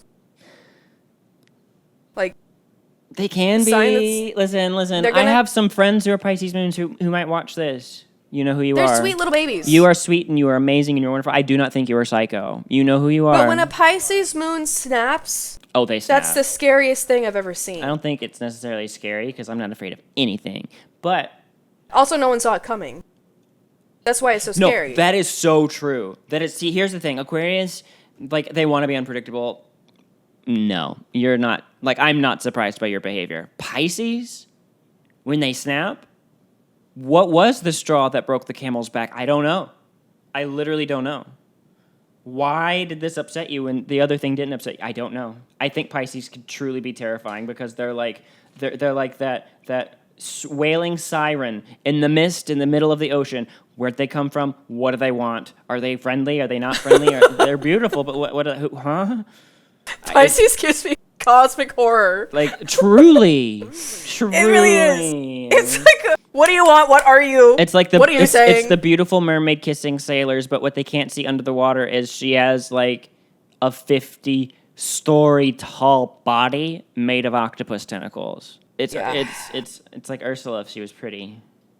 Pisces is like the true sign of the witch because it's everything and nothing. It's like immense, unimaginable potential. I do think Pisces fits all of their stereotypes too, because the stereotype is they're emotional, yes, psychic, yes, empathetic. They don't know that they're psychic, yes. But they are. Prone to mental illness. Yes. Yeah. Pisces, the artist, I've actually not every Pisces I've met is like A true artist, but there's something with beauty and art associated with Pisces. they like to create. They like to be imaginative. What are some non-true stereotypes then? Oh, a non-true stereotype that they have a thing for feet. That's not always true. It's not always true. A Pisces. The reason is because Pisces rules the feet, and so people go, "Oh, you're Pisces. You have a foot fetish." No. And whenever I was learning astrology, I asked everybody I came in contact with who had Pisces placements. Not one single one said they liked feet. The most I got was, I mean, yeah, feet are nice, but like, what do you mean? In what context? I mean, they're just feet. I think they have a reputation for being shy. I think a Pisces Jupiter has the biggest thing for feet, honestly, if I'm going to be real. In my data, I did notice there was the people at Jupiter and Pisces said more positive things about feet than the other placements. So, well, it is the Jupiter. So, I mean, do with that info as you will, but I think it might be Pisces risings. I have a Pisces rising friend. I'll ask him, how do you feel about feet? They do tend to be pretty open. He's never talked about feet. So I think he would talk about feet as soon. Well, he's talked about a lot of other stuff that he's into, and he hasn't mentioned feet. Maybe you should ask. Maybe I should. Do I want to know? Do you want to know? I'm a Gemini stellium. Of course I do. I'm so curious. It's just for data. Just gotta know. What am I gonna do with that information? Nothing. Pisces is hopeless romantic. Not always. Yeah, I actually think that's one of the only ones that isn't actually true. I think they are hopelessly idealistic or delusional or dreamy, or like there's something there about they're hopelessly romantic and they're hopelessly romanticizing something, but not necessarily a romance. No, not necessarily a person. A lot of them like being alone. They daydream a lot. Yeah.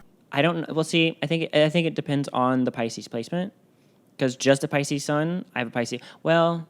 No, yeah, there's some disassociation. See, even as I'm saying it, like, yeah, there was some disassociation there. There was some zoning out there, and that would be considered daydreaming. There's some wondering, right? There's some, you're not here anymore.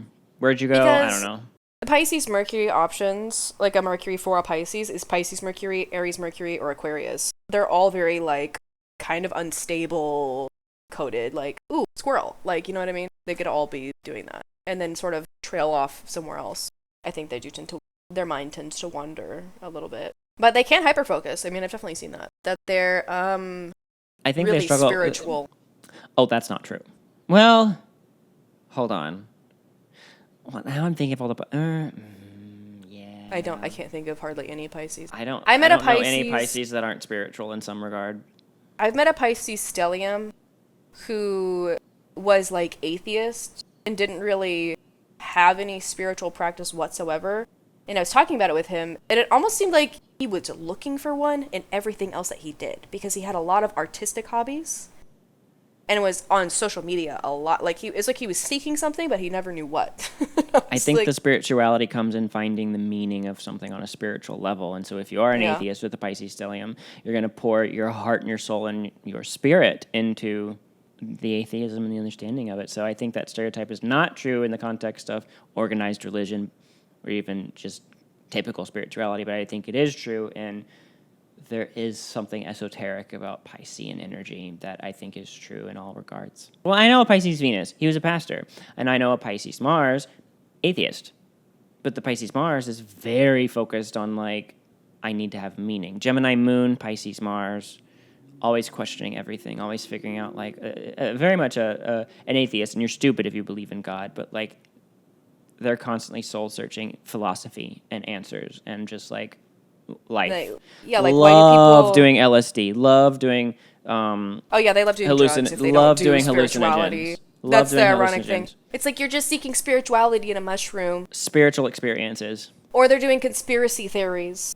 Or they treat something like a religion. I've noticed a lot with Pisces is like they tend to have some religious practice with something, whether it's D&D or reading about politics or doing LSD, like whatever it is. There's a spiritual attitude towards a thing.